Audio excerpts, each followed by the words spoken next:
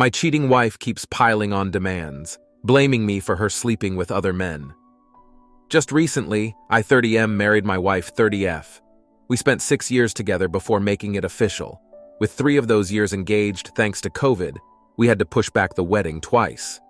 She has wrestled with mental health challenges like depression, ADHD, and anxiety all along. As time passed, especially during the pandemic, it feels like these struggles have only deepened.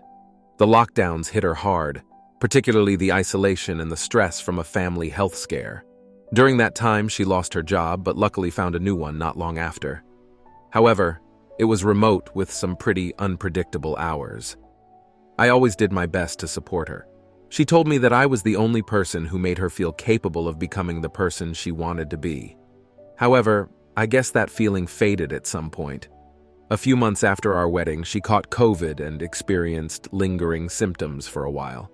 It was tough on her both mentally and physically. Just when she was mostly recovered after several months, she caught COVID again, and the long-haul symptoms came back.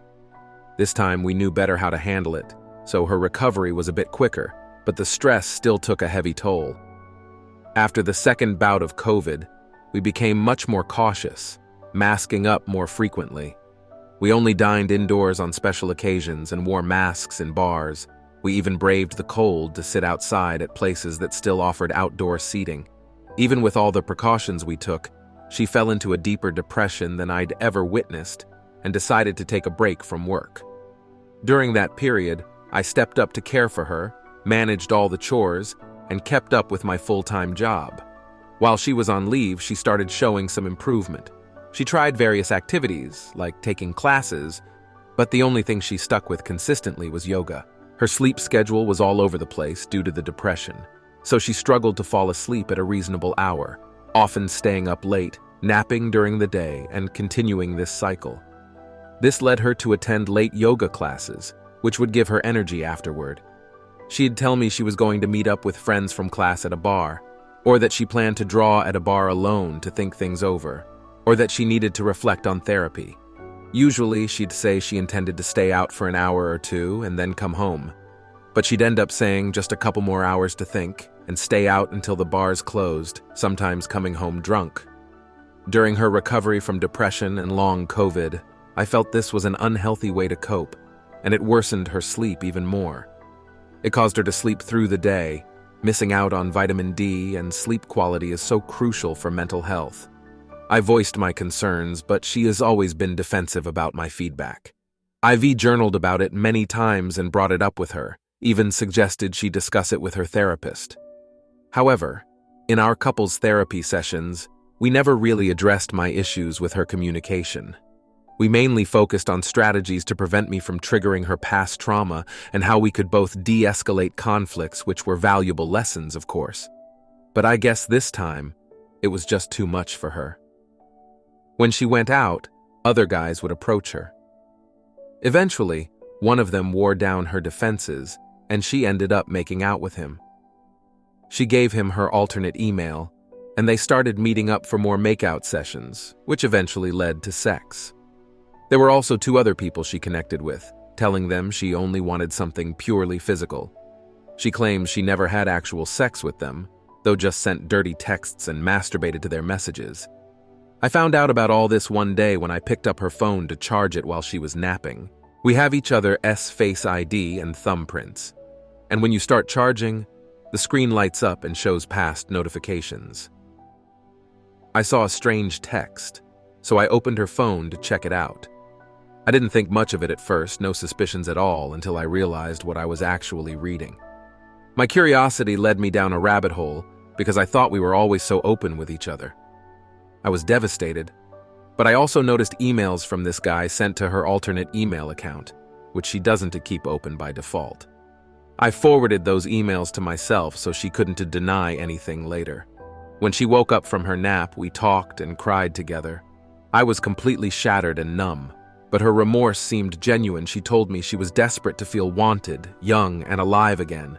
She said she never wanted to be with anyone else and admitted she was mentally messed up, apologizing for destroying our marriage. I still wanted to work on things, her mental health, our relationship, and I told her I was willing to stay with her. The next day was tough, but somehow we managed to get through it. Then she had a therapy session. Afterward, we talked about it. Her therapist seemed to suggest that she had never done this before, so it wasn't who she really is. She felt trapped and craved attention. The leave from work and the freedom was helping her mental health, which was true. The way I discovered her actions was a violation of her privacy. During this conversation, she became defensive, almost blaming me for what she did. I wasn't happy with what seemed like a lack of guilt on her part. Over the next few days, she started to take responsibility, and I began to hope we could grow from this. But then, just 5 days after I found out, she told me she wanted to think about what to do with her job after an afternoon yoga class. Afterward, she kept delaying when she'd come home. I told her to take her time, but eventually she promised to be home by 2. I reminded her that she couldn't repeat the same behavior that led to the cheating so soon after it happened. How could she expect me to trust her? I tracked her location through her phone and went to the bar she was at. I reiterated my feelings in person. She insisted she was staying until 2, and that was that. I left, and she did come home later. I don't think she cheated again, but the situation left me uneasy. The day after our couples therapy session, she had a follow-up appointment with her own therapist just a few hours later. Ever since then, it feels like she almost disappeared from my life. She gives me these loose, vague plans saying she grabbing dinner with a friend, but nothing more specific than that. She claims she needs space. She's been coming home late, passing out on the couch until I wake up, then slipping into our bed just before it is time for her to head out again. From what we've discussed in therapy, I've got this strong feeling she's about to ask me to make changes so she doesn't feel trapped. And honestly, the last thing I want is for her to feel that way. I just want her to be healthy, to find healthier ways to cope, and to genuinely want to be with me. She still texts me, "I love you," but she hasn't said those words aloud in a week.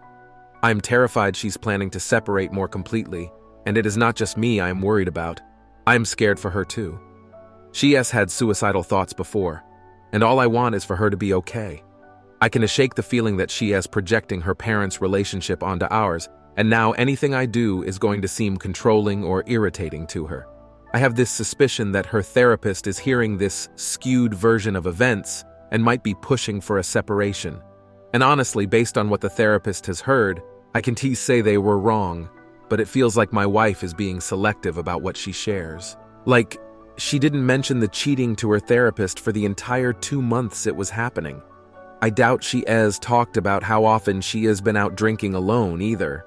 I'm really anxious about our next couples therapy session because I can just shake the feeling she's going to drop the bomb that she is moving out. If I try to resist, I'm pretty sure I'll be called controlling again. It is hard to wrap my head around the fact that we've ended up here. The therapist once told me, just because she feels trapped doesn't mean you are the one trapping her. But now I am worried that my wife, who has often felt overshadowed when we talk, is choosing this moment to stand her ground. It feels like the worst possible timing. But I don't want to lose her and have to rebuild my life from scratch. At the same time, I'm afraid that if I just go along with it, she'll think she's right about me wanting to control her, which would just lead to a life of resentment on her end. I know I am not blameless. We were in therapy before any of this happened for a reason. I can be argumentative, and she is triggered by confrontation because of her past trauma. We've worked hard on it, and I've made progress, but I'm not perfect. More than anything, I want her to be happy and healthy, and I thought she knew that. So how can she believe I'm trying to control her when I'm really just concerned that she's coping in unhealthy ways? I don't know how I'm coming across as I write this, but I'm feeling pretty numb right now. I can stress enough how much I try to understand her in every conversation, even if she thinks I'm just trying to win or if things get heated because of my tone or her triggers. It's the main thing we've worked on, and it kills me that she truly believes I want to control her when all I am suggesting, not demanding, is something as simple as being home by midnight on weekdays and getting enough sleep to protect her mental health. Now on to the next story. Story 2. My wife, who stayed at home, had an affair thinking she'd stay wealthy, but she had no idea she'd end up with nothing after the divorce. Me and S had f***ed around each other for 5 years, 2 of those married. Out of those 7 years, everything felt right. It was like love at first sight all over again. and the longer time passed, the more she grew on me. My friends even joked about how I was a completely different person because of her. When we first started dating, I was emotionally dead and beaten down from both the army as well as how my parents raised me. Up until her, I had never let my guard down. Those 7 years were completely bliss to me, as my life had started looking like a fairy tale coming true. I managed to land a great-paying job, and for the first time in my life had some semblance of normalcy financially. That was when I fell head over heels in love with the woman of my dreams. In retrospect, I was brilliant to have created a trust for the money and properties, naming my best friend as fellow executor with my sister. I did this because I watched my best friend go through divorce and pay her half of everything she walked out with, when in reality she brought to the table a big fat goose egg. I was terrified of ending up the same way, even though I could not have imagined divorcing then. There was also a bit of security in it. I really did not have my feet set wise back then. We had a prenup going into things, so I just made sure the provisions were being met. If either of us cheated, the cheater got none of my alimony. This kind of blew me away, as I never alluded she would ever cheat. Or myself, I was having an affair, so I said okay. Our first year of marriage was all we could have hoped for. My job paid well and we were living quite comfortably. We stayed in this massive and amazing luxurious house, traveled to awesome places, we made new friends. Life was good. The second year didn't unfortunately pass as smoothly. I was so distracted due to my work, trying to land a client and boost for the company. It consumed me, and granted it wore on my energy bank a bit. It was a struggle where I insisted her that my work is our bread, as she wasn't working and just being an idle stay-home wife. But at first she was cool with it. I knew it was becoming severe, and I also nearly slept always, but still did the best to keep her happy. Even throughout that 6 months of stress, my needs were secondary to Rita S. My schedule was calm: wake up early for the gym, make her breakfast, go to work until 5 p.m., get home and cook dinner, then hang out with her instead of laying on my ass. And I did that for 6 months. After the client finally signed with us, I even took a 2-month vacation to her favorite place, Paris, so we could both relax. The vacation was great. We had a wonderful marriage, and I was convinced that if anything, we were stronger than ever. However, on our return home, her behavior changed. It was like she just flipped and became cold, distant, always on her phone instead of talking to me as we used to. I attempted to discuss it with her multiple times, but she chalked it up to personal problems and stress, so I dropped the issue.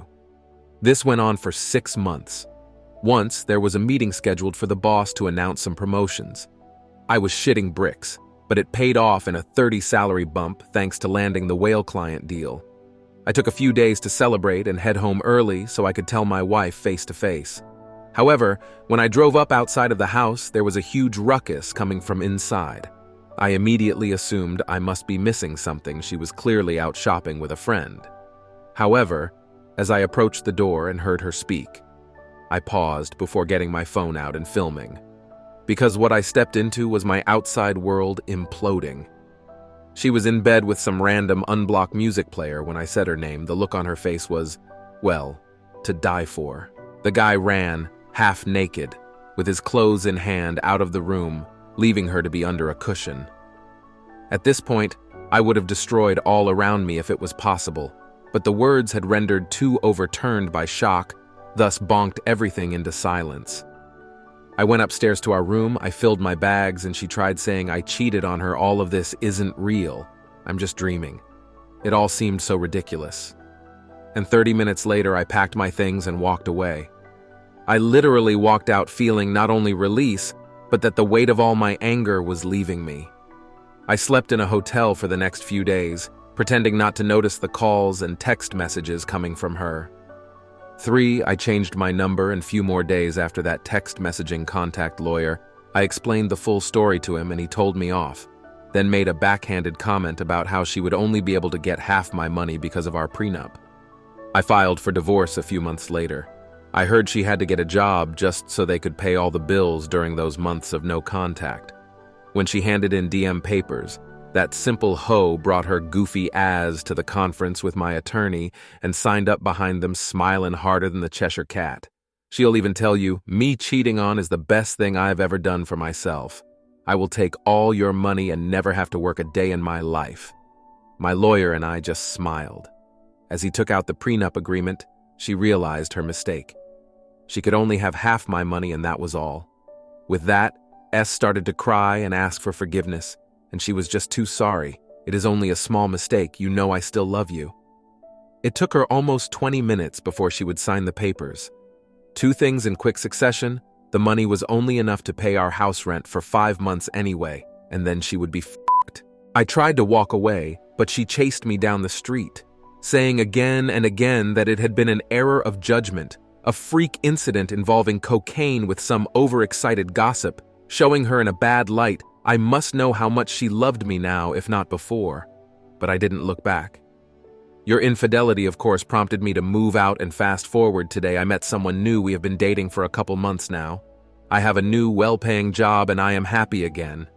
Word has it she sat in our old house for a few months. At least until the cash ran out, now living paycheck to paycheck mishjkoa, just close enough to her new job. She, of course, hit me up again, but I was locale to answer her texts or calls.